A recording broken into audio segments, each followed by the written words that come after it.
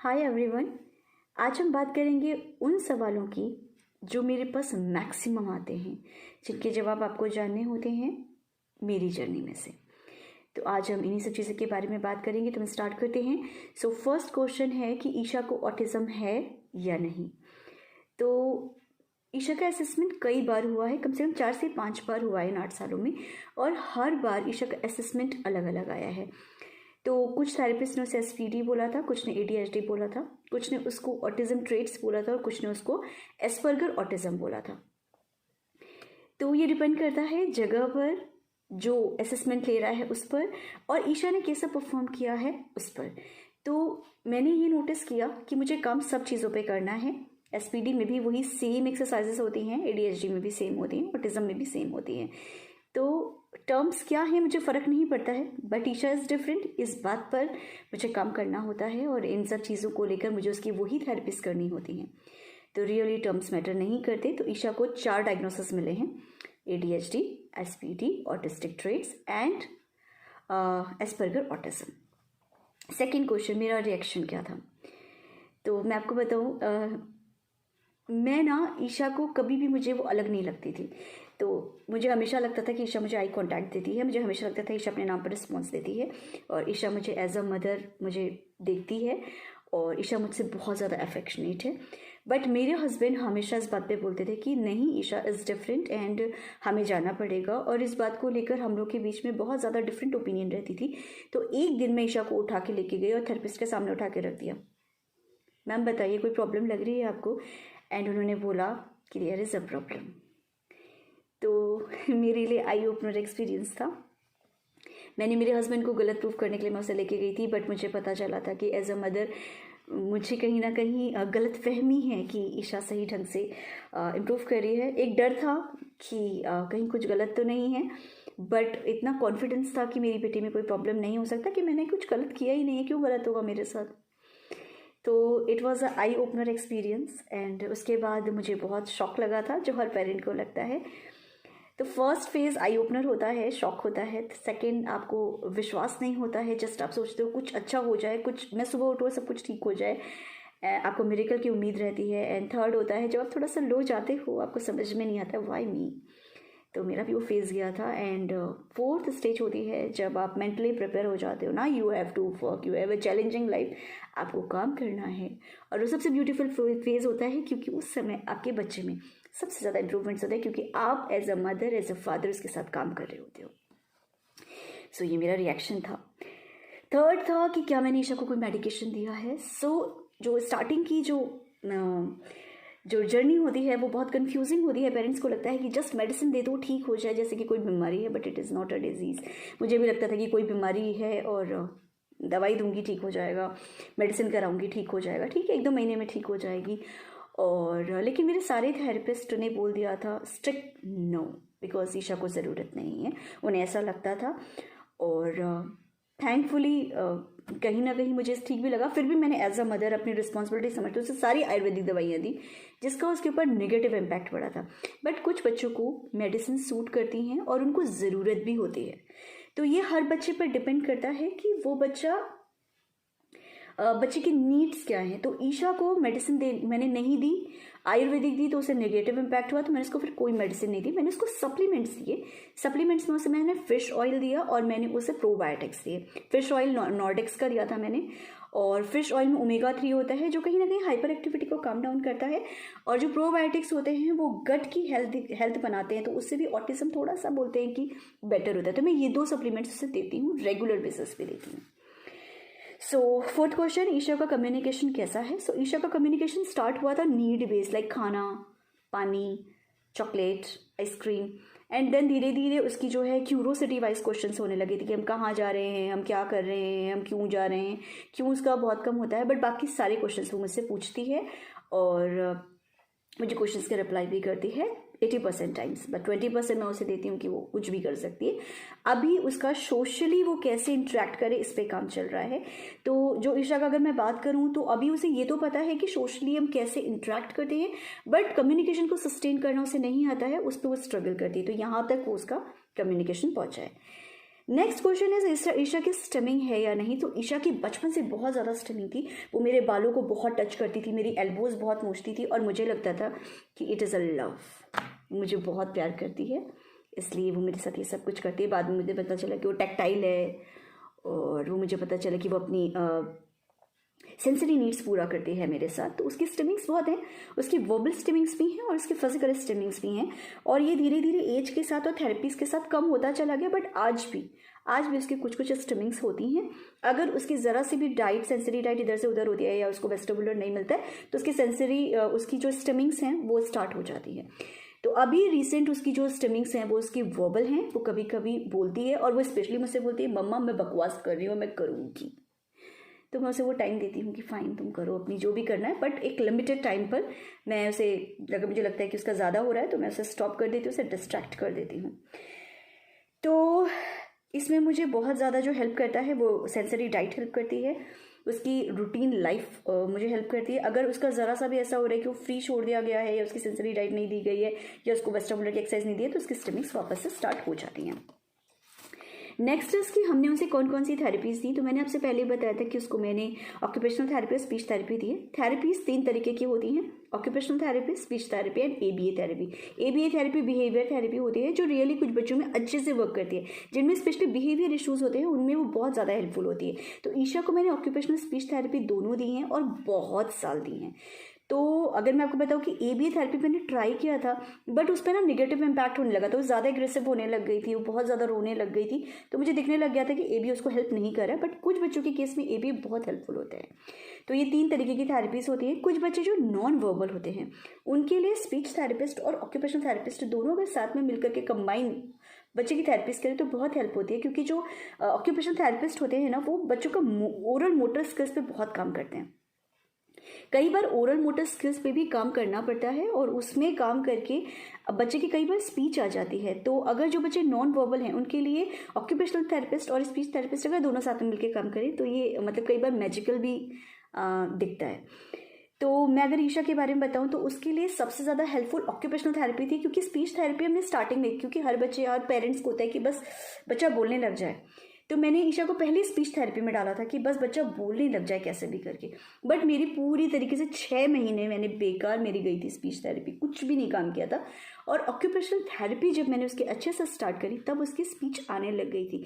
तो इन Isha's case occupational therapy ही ईशा में help करी है। स्पीच थेरेपी जब ईशा की मोटर स्किल्स और फाइन मोटर स्किल्स आने लगी तब उसके वर्ड्स निकलने लग गए थे। तो मैं बोलूँगी ऑक्यूपेशनल थेरेपिस्ट ने ईशा को सबसे ज़्यादा हेल्प किया है।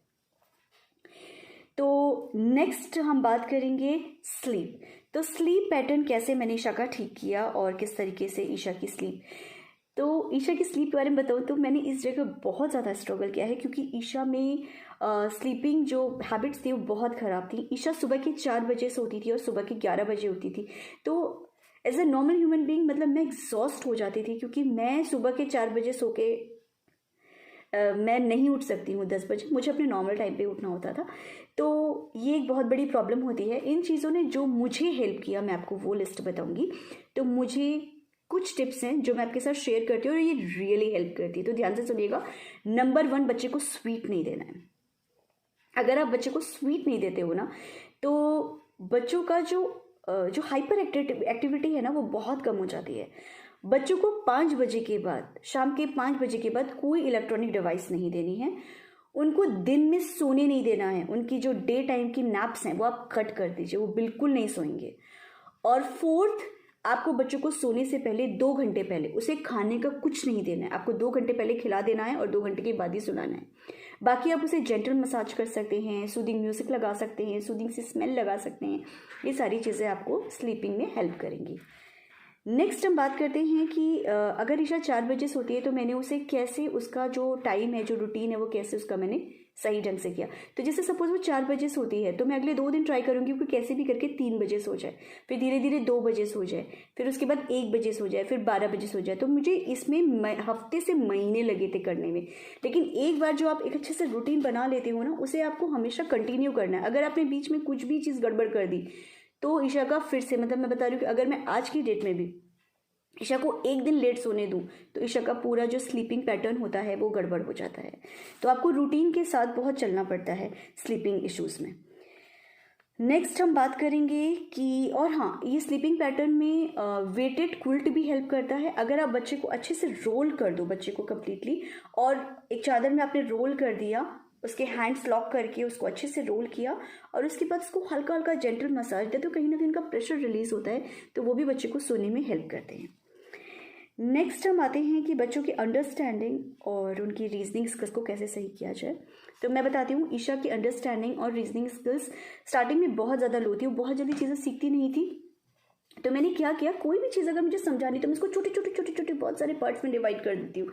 क्योंकि जैसे सपोज अगर मुझे उसे एडिशन सिखाना है तो मैं क्या करूँगी, पहले मैं उससे बोलूँगी कि 5+2, तो मैं एकदम से नहीं कह सकती कि यहाँ पे 5 सर्कल्स बनाओ, यहाँ पे 2 सर्कल्स बनाओ, फिर उसे प्लस करके 7 लिखो। तो मैं यहाँ पे क्या करती हूँ, पहले मैं उसे सर्कल बनाना सिखाती हूँ, लाइक 5 नाउ मेक्स 5 सर्कल्स। तो आप बच्चे ने 5 सर्कल्स बनाए, तो वो क्या कर रहे हैं कि जितने सर्कल्स बोले उतने ड्रॉ करना है। फिर सेकेंड स्टेज में आऊँगी कि अभी ये 5+2, तो अभी आप वो बनाओ, फिर उसके बाद आप दोनों को काउंट करो। तो हर चीज़ को छोटे छोटे पार्ट्स में डिवाइड करना है और फिर बच्चे को सिखाना है। आज मैं ईशा के साथ सब्सट्रैक्शन में स्ट्रगल करती हूँ, सब्सट्रैक्शन से नहीं सीखना, मैं 8 तरीके से उसे सिखा चुकी हूँ। तो इट डिपेंड्स कि आप बच्चे पे कौन सी चीज़ कब ट्राई करते हो और कौन सी चीज़ स्ट्राइक हो जाती है अंडरस्टैंडिंग और रीजनिंग में।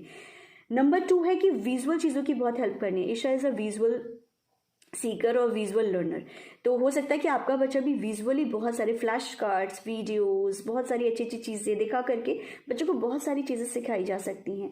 तो आपको वो ढूंढना है कि बच्चे का इंटरेस्ट कहाँ पर है और आप कौन सी चीज़ को यूज़ करके उसको सिखा सकते हो।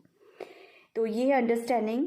और टास्क बहुत छोटे छोटे रखने हैं, बहुत बड़े बड़े टास्क नहीं रखने हैं, ना बच्चे को बड़े बड़े टास्क देने हैं, और उसको एप्रिसिएशन और रिवॉर्ड्स देने हैं। लाइक अगर आपको पता है कि उसे बहुत अच्छा लगता है कोई भी चीज़ जो खाने में पसंद है, या फिर उसको स्टार्स बहुत अच्छे लगते हैं, या फिर उसके हाथ में आप स्माइली बना दो, तो आपको उस समय वो देना है ताकि बच्चा उस चीज़ में इंकरेज फील करे और वो चीज़ करने का ट्राई करे या समझने का ट्राई करे कॉन्सेप्ट्स।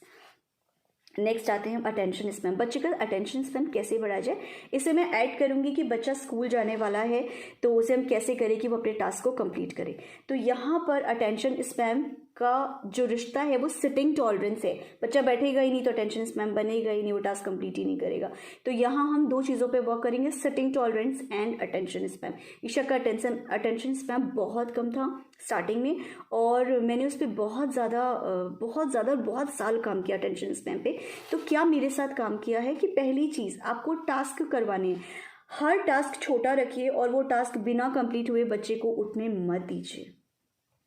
बच्चा नहीं उठ सकता, आप उसकी आदत डालिए कुछ हफ्ते कुछ महीने की, ये टास्क है लाइक ABCD लिखना है तो A to Z ही लिखना है, तभी उठोगे, अदरवाइज नहीं उठोगे। पहले वो टास्क अपने सामने कंप्लीट कराइए। A to Z आपने करवाया, आपने 10 दिन करवाया अपने सामने, A to Z बच्चा कर रहा है बिना रुके, बिना कहीं गए, बिना उठे, वो पूरा कर रहा है। 10 दिन आपके सामने किया। फिर उसके बाद आप क्या कीजिए, आप अपने कपड़े फोल्ड कर रहे हैं, कोई काम कर रहे हैं और उसे टास्क दे दिया, वो साइड में आप सिर्फ रिमाइंड करें, करो करो अपना काम करो, करो करो अपना काम करो, करो करो अपना काम करो। धीरे धीरे आपको बच्चे से अपने डिस्टेंस दूर करते जानी है, ताकि आपकी डिस्टेंस बढ़ती जाएगी तो बच्चा जब आप नहीं हो, जब आपकी वॉइस नहीं है, तब भी वो टास्क कर रहा है। आपको पता है हमारे बच्चों में एक क्वालिटी होती है, अगर वो एक चीज़ में परफेक्शन आ गया ना तो फिर वो परफेक्शन के साथ ही काम करते हैं। अगर आपने एक बार आदत डाल दी कि ये टास्क कंप्लीट किए बिना नहीं उठना, जैसे ईशा को अगर मैंने 10 पेज दिए हैं तो जब तक वो 10 पेज कंप्लीट नहीं करेगी वो नहीं उठ सकती। तो क्यों उसकी आदत पड़ी, क्योंकि मैंने सालों इसमें मेहनत करी है। तो आपको भी क्या करना है कि छोटे छोटे टास्क के धीरे धीरे, जैसे ABCD उसने लिख लिया, अब आपने हिंदी का भी दे दिया, अब A भी लिखोगे, अब ये 2 पेज करोगे, फिर ये 3 पेज करोगे, फिर ये 4 पेज करोगे, और ये चीज़ हर जगह करनी है। जैसे खाना खाया, पूरा खाना खाओगे तभी उठोगे। जैसे कि वो कोई भी चीज़ कर रहा है, स्विंग कर रहा है, जब 20 टाइम्स कर लोगे तभी उठोगे। जब कैच एंड थ्रो करें 50 टाइम्स करेंगे तभी खत्म करेंगे। हर चीज़ का एक टास्क आपको बताना पड़ेगा बच्चे को कि इतना करना है, इससे पहले हम नहीं रुकेंगे।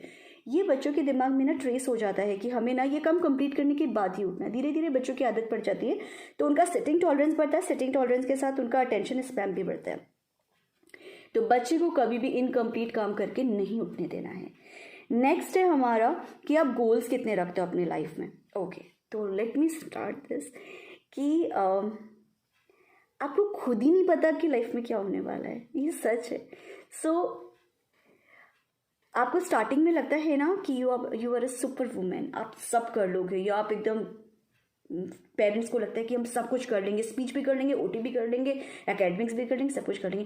धीरे धीरे आपको रियलाइज़ होने लग जाता है आप अपनी लाइफ के बारे में ही नहीं सोच पाते, तो उसकी लाइफ कैसे डिफाइन करोगे। तो मैं बोलूँगी कि सबसे पहले आप प्रायोरिटी डिसाइड कीजिए। तो मेरी प्रायोरिटी स्पीच है, तो मैं ईशा का एकेडमिक साइड में रखती हूँ और उसके स्पीच पे काम करती हूँ, क्योंकि जो मैटर करता है वो स्पीच करता है। तो स्पीच पे काम करना है, तो मेरी प्रायोरिटी स्पीच थी, एक्सरसाइजेस थी, और फिर आता था एकेडमिक्स। तो पहले मैं उसकी स्पीच और ऑक्यूपेशनल थेरेपी करती थी, फिर उसका एकेडमिक्स करती थी। कई दिन ऐसा होता था जब बच्चा कोऑपरेट ही नहीं करता, या मेरी तबीयत ठीक नहीं है, या मुझे बेटर फील नहीं है, तो उस दिन मिस हो जाता था। तो पहले मुझे दुख होता था कि मैंने छोड़ दिया, फिर उसके बाद मुझे लगता था मैं उतना ही कर सकती हूँ जितना मेरे अंदर स्टेमिना है और जितना मेरे बच्चे के अंदर स्टेमिना है। तो प्लीज़ डोंट रन, उतना ही कीजिए जितना आप हैप्पीली कर सकें। तो अगर आप हैप्पीली काम करें तो आपका काम इजी हो जाएगा, आपको स्ट्रेस नहीं होगा, आपको एंजाइटी नहीं होगी, और बच्चे को स्ट्रेस और एंजाइटी नहीं होगी। आपको पता है कि इन बच्चों को बहुत जल्दी स्ट्रेस और एंजाइटी होती है, तो आपका हैप्पी रहना बहुत ज़रूरी है बच्चे के लिए। सो प्लीज़ डोंट रन नहीं करना है। आप अपने टास्क छोटे छोटे रखिए और एक्सेप्ट कि धीरे धीरे सारी चीज़ें सॉर्ट हो जाएंगी, बट आप भागिए मत, भागेंगे तो ज़्यादा दौड़ नहीं पाएंगे, धीरे धीरे चलेंगे तो बहुत लंबे रास्ते चलेंगे।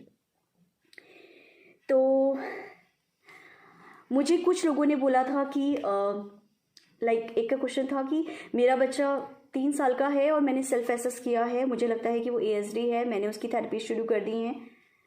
प्लीज़ ऐसा मत कीजिए, क्योंकि असेसमेंट सिर्फ स्पेशलिस्ट कर सकते हैं। जो स्पेशलिस्ट कर सकते हैं वो आप नहीं कर सकते, क्योंकि उन्होंने बहुत पढ़ाई करी है उस चीज़ के लिए। तो प्लीज़ आप अपने बच्चे का असेसमेंट कराइए, और जो भी आप मुझसे बोल रहे हो कि मुझे एक फॉलो चार्ट देना चाहिए, यार आपको एक बताना चाहिए कि मैंने क्या क्या किया, वो मैं आपको पूरा बता चुकी हूँ। लेकिन हर बच्चा डिफरेंट होता है, उसके नीड्स डिफरेंट होती है, उसकी थेरेपीज डिफरेंट होती हैं। तो प्लीज़ अपने बच्चे का असेसमेंट कराइए, वो आपको सब कुछ बताएंगे क्या चीज़ है। कुछ बच्चों में फाइन मोटर की प्रॉब्लम होती है, कुछ बच्चों का मसल टोन लो होता है, कुछ बच्चों के मोटर स्किल्स, ये ओरल मोटर स्किल्स में प्रॉब्लम होती है। तो एक्चुअली में आपको बच्चे का असेसमेंट कराना पड़ेगा, ऑक्यूपेशनल थेरेपी का भी, थेरेपिस्ट से भी असेसमेंट कराना पड़ेगा, और साइकोलॉजिकल असेसमेंट भी कराना पड़ेगा, जिससे आपको पता चले कि एक्जैक्टली आपका बच्चा कहाँ है। तो सेल्फ असेसमेंट मत कीजिए। Yes, mothers are the best therapist, but आपको किसी की हेल्प लेनी पड़ेगी, क्योंकि बिना थेरेपिस्ट के ना हम कई बार गलत डायरेक्शन में चले जाते हैं, और गलत डायरेक्शन हमेशा नेगेटिव में लेके जाता है। तो प्लीज़ आई रिक्वेस्ट यू कि आप प्लीज़ किसी थेरेपिस्ट को कंसल्ट कीजिए जो आपकी इसमें हेल्प कर सके। बाकी एक ने मुझसे पूछा था कि मैम मैं ना ऑनलाइन थेरेपी लेती हूँ और अपने बच्चे को बैठाती हूँ, बट मेरा बच्चा बार बार उठ के भाग जाता है। तो आई रिक्वेस्ट यू प्लीज़ बच्चे को फोर्स मत कीजिए। ऑनलाइन थेरेपी बहुत ही एग्जॉस्टिंग होती है बच्चों के लिए, तो वो ऑनलाइन थेरेपी आपके लिए है। आप हो थेरेपिस्ट, सारी चीज़ें आप उनसे नोट डाउन करो, दिन भर बच्चों को रगड़ो। जब आपको लगता है आपका बच्चा बिल्कुल एकदम अच्छे मूड में है और सीख सकता है, आप उसे तब सिखाओ। बच्चा आपके हिसाब से कोऑपरेट नहीं करेगा, आपको बच्चे के हिसाब से कोऑपरेट करना है। तो ऑनलाइन थेरेपी आपके लिए, प्लीज़ आप उसे मत रगड़ो। अगर वो 10 मिनट भी आके बैठता है तो ये मिरेकल है। ऑनलाइन थेरेपीज बच्चों के लिए नहीं हेल्पफुल होती हैं, ऑनलाइन थेरेपीज आपके लिए हैं। आप सीखो और बच्चे पे काम करो। तो आज के लिए इतना। आई होप मैंने सारे क्वेश्चंस कवर कर लिए हैं और आपको इस वीडियो से हेल्प होगी। Thank you so much.